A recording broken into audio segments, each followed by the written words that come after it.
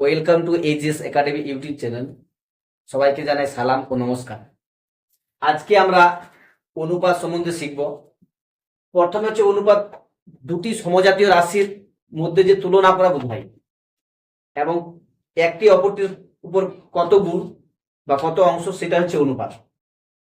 যেভাবে আমি যদি একটা বলি যে রহিমের 10টি আপেল এবং করিমের হচ্ছে 7টি আপেল, তো তাদের অনুপাত কত? রহিমের 10টি আপেল এবং করিমের হচ্ছে কি 7টি আপেল। এই রহিমের এবং করিমের আপেলের সংখ্যার অনুপাতটা কি হবে? 10:7।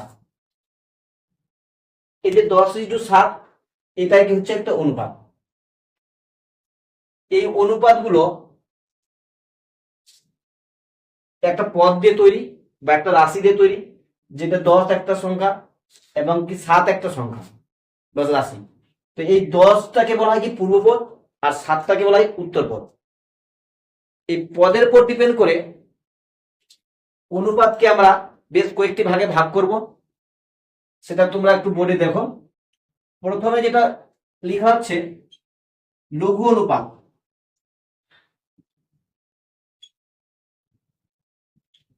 লঘু অনুপাত কি? লঘু অনুপাত হচ্ছে পূর্বপদ ছোট আর উত্তরপদ বড়। যেভাবে কি 3:4, 3টা হচ্ছে পূর্বপদ আর 4টা হচ্ছে কি উত্তরপদ। তাহলে আমরা যদি বলি x:y, কোন শর্তে হচ্ছে কি লঘু অনুপাত? x ছোট y বড়, সেই শর্তে হচ্ছে কি x:y হচ্ছে কি লঘু অনুপাত। আর একটা অনুপাত হচ্ছে কি গুরু অনুপাত।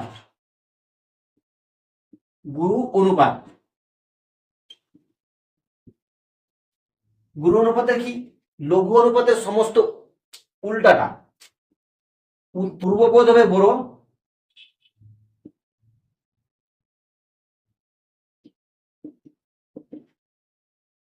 উত্তরপদ ছোট।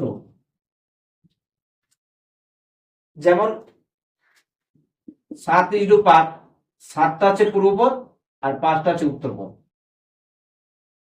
আর একটা যে অনুপাত আছে, সেই অনুপাতটার নাম হচ্ছে সাম্যানুপাত।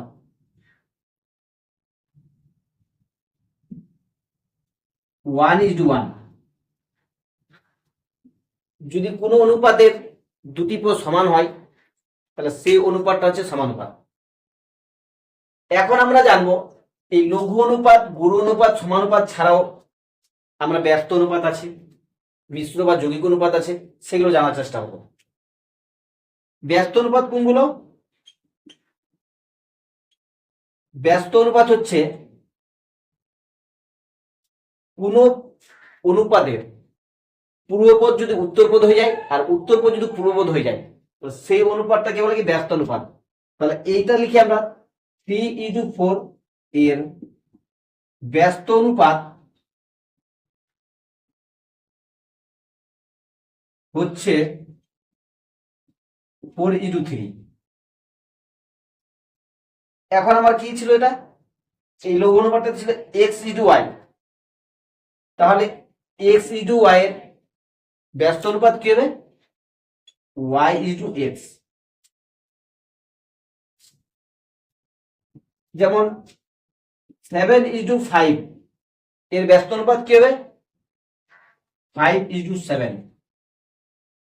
এখান থেকে আমাদের আরো মনে রাখতে হবে যে লঘু অনুপাতের ব্যস্ত অনুপাত করলে যে উত্তরটা পাওয়া যায় সেটা কোন অনুপাত?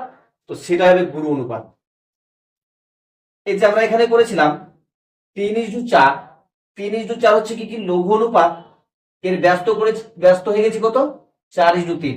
4:3 মানে কি পূর্বপদ হচ্ছে কি বড় আর উত্তরপদ ছোট। তাহলে এটা কোন অনুপাতের মধ্যে? লঘু অনুপাতে। সেই জন্য আমি বললাম যে লঘু অনুপাতের ব্যস্ত অনুপাত হবে গুরু অনুপাত, আর গুরু অনুপাতের ব্যস্ত অনুপাত হবে লঘু অনুপাত।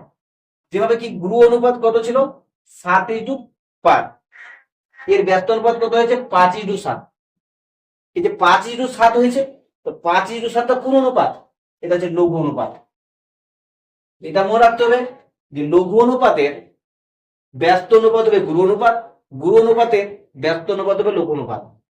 এখন তোমাদের একটা দিক, পি ইজ টু কিউ কোন শর্তে গুরু অনুপাত হবে? তাহলে গুরু অনুপাতের বৈশিষ্ট্য হচ্ছে কি, পূর্বপদ বড় উত্তরপদ ছোট। তাহলে পি কে বড় হতে হবে আর কিউ কে ছোট হতে হবে। এই শর্তে পি ইজ টু কিউ হচ্ছে কি গুরু অনুপাত। যদি বলা হয় এক্স ইজ টু জেড কোন শর্তে লঘু অনুপাত হবে? তাহলে এক্স হবে ছোট, জেড হবে বড়, তবেই তারা লঘু অনুপাত হবে। এখন যদি বলা হয় এক্স ই টু জেড এর ব্যস্ত অনুপাত কত?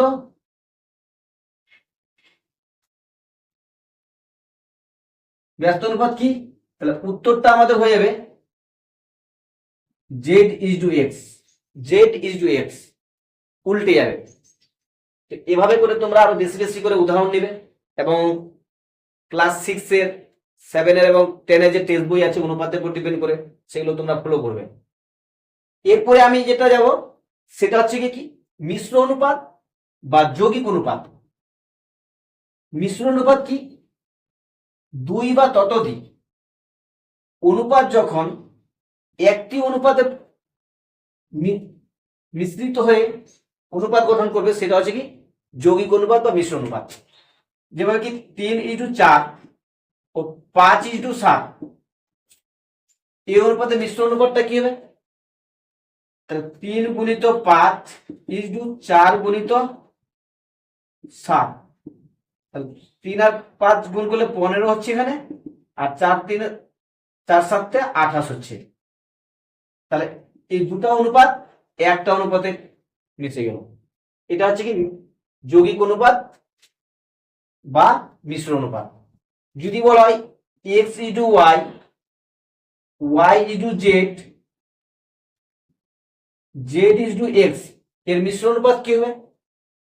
তাহলে আমাদের লিখতে হবে পূর্ব পদের সঙ্গে যতগুলো পূর্বপদ আছে সবগুলো গুণ, X is to Y is to Z is to Y into Z into X. তাহলে কি গুণ করলে X Y Z is to হচ্ছে কি এক্স ওয়াই জেড। তাহলে এটা হচ্ছে 1:1। এই যে অনুপাতটা তৈরি হলো সেই অনুপাতটা হচ্ছে কি